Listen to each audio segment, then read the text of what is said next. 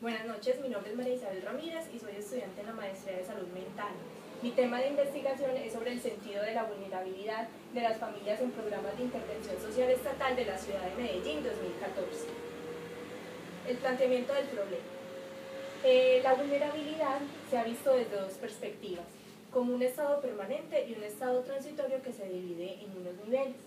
El estado permanente remite a la vulnerabilidad como una incapacidad que produce estigmatización, lo cual se ha visto como si la vulnerabilidad social fuera igual a la pobreza y la pobreza igual a la exclusión.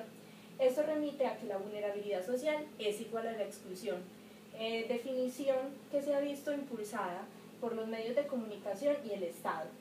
La vulnerabilidad como algo transitorio que se da por unos niveles remite a la teoría de las capacidades humanas, en donde las personas son vulnerables de acuerdo a ciertas situaciones que le van sucediendo en la vida. Por ejemplo, somos vulnerables ante la muerte, somos vulnerables ante la enfermedad, pero eso no significa que siempre vamos a ser personas enfermas, sino que depende de diferentes situaciones en la vida. Este concepto hace que la vulnerabilidad, por el contrario, haga que el sujeto sea un sujeto activo, capaz de superar sus dificultades. Entonces, esto lleva a la pregunta de investigación de cuál es el significado de la vulnerabilidad que tienen las familias de niños de 2 a 5 años de edad que han sido nombradas como vulnerables por programas sociales estatales a los que se encuentran vinculados en la ciudad de Medellín. Bueno, la justificación es que este trabajo de investigación permite descubrir experiencias colectivas de familia que van a permitir construir esa identidad colectiva, movilizar formas de actuar en el mundo y también pensar acerca de la posición crítica que deben asumir las familias frente a esa rotulación o estigmatización de la vulnerabilidad. Bueno, el objetivo general de la investigación es indagar por el sentido de la vulnerabilidad de las familias pertenecientes a programas de intervención social estatal de la ciudad de Medellín. Los objetivos específicos. El primero, reconocer las capacidades que han desarrollado las personas entrevistadas alrededor de ser consideradas vulnerables. Identificar el lugar simbólico que ocupan los niños y las niñas en la experiencia que como familia ha tenido la población a entrevistar y descubrir a través de los relatos de vida cómo se han configurado las identidades colectivas de la familia entrevistada. El marco teórico. Me voy a parar desde dos posturas teóricas, uno sobre la definición de la vulnerabilidad y la otra sobre la capacidad humana. De la definición de la vulnerabilidad tomo autores como Lacepal, Feito, Luna y Leblanc, y la capacidad humana me sustento sobre todo en las teorías de Martha Nussbaum. También como tema adicional está la exclusión desde Fleury, Kaufman y Leblanc. Bueno, otros conceptos adicionales que yo considero importantes son el concepto de familia, niñez en la primera infancia y la identidad narrativa desde Arendt. Bueno, la metodología me paro desde un paradigma hermenéutico fenomenológico, el cual me va a permitir hacer un análisis en 3 momentos que son prefiguración, configuración y refiguración. La muestra se tomarán a 10 familias beneficiarias de programas sociales estatales de la ciudad de Medellín. En el muestreo se escogen las familias que hayan sido remitidas para asesoría psicosocial y de esas familias se van a escoger a 10. Bueno, las técnicas de recolección van a ser entrevistas que se realizarán 2 entrevistas a las personas participantes y los relatos de vida. Bueno, ¿cómo va a ser el plan de análisis? Se basa en el plan hermenéutico propuesto por Riquet. Entonces, en el primero de la prefiguración es mirar cómo llegaron los personajes a la historia, qué cuentan, los lugares que visitaron, los lugares que son importantes para ellos. La configuración es ya un análisis intratextual,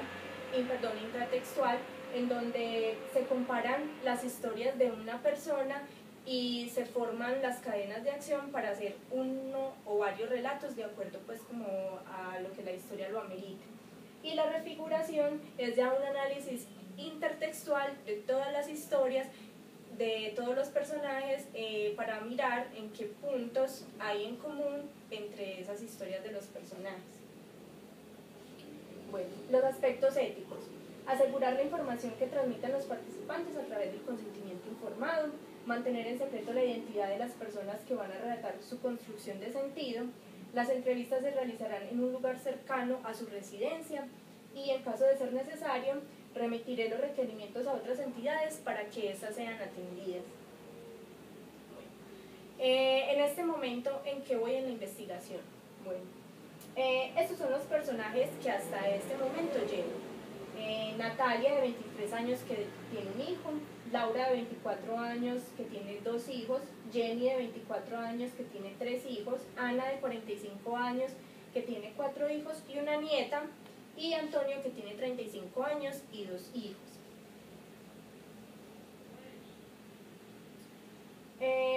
Con Natalia he adelantado mucho en el proceso de análisis. En este momento voy en el proceso de configuración, entonces les voy a contar cómo ha sido cada uno de los momentos en los que estoy.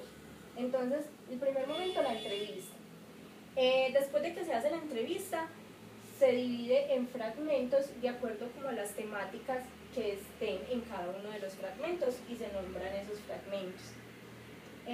Tomé un código de base de datos para realizar un análisis estructural de cada uno de los fragmentos de Natalia, y esto se hace con cada una de las historias de los personajes.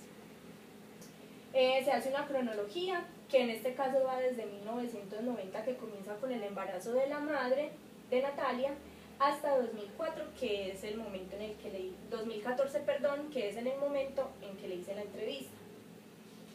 Bueno, entonces el análisis estructural se compone de varios códigos.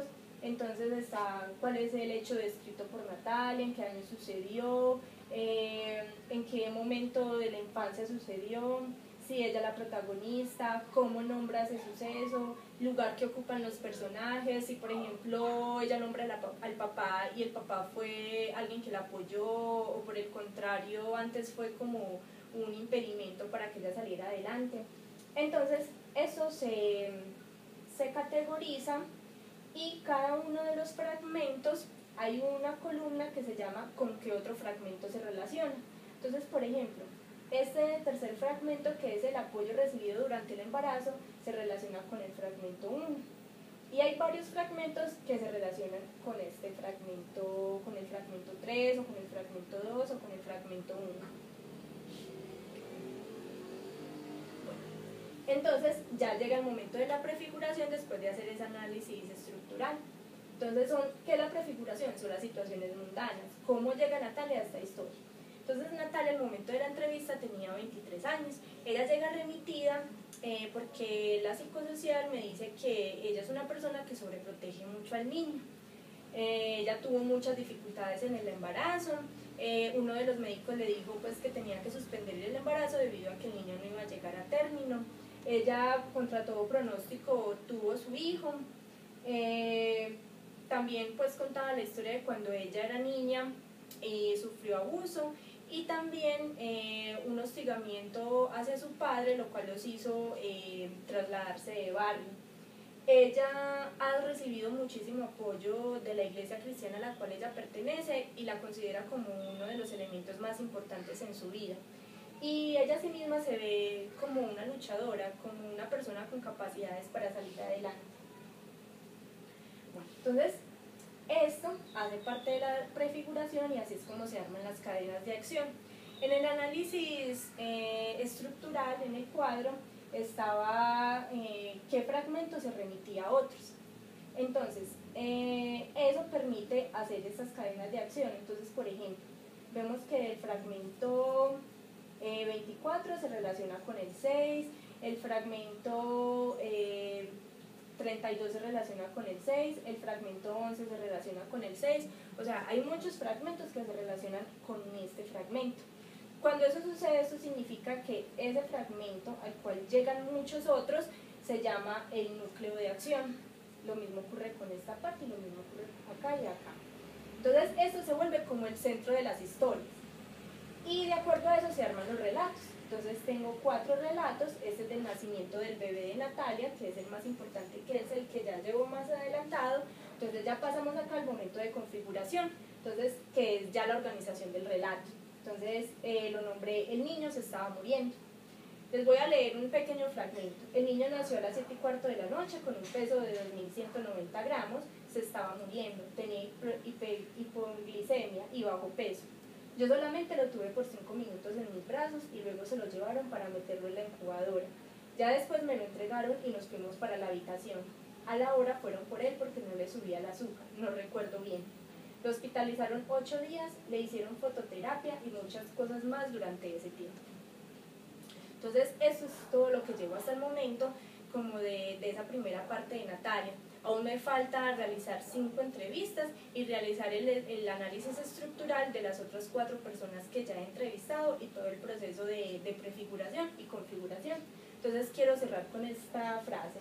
Tú, que no estás restringido por estrechos lazos según tu propia y libre voluntad en cuyo poder te he colocado, definirás tu naturaleza por ti mismo, tendrás poder para descender hasta las bestias o criaturas inferiores, tendrás poder para renacer entre los superiores o divinos, según la sentencia de intelecto. Muchas gracias.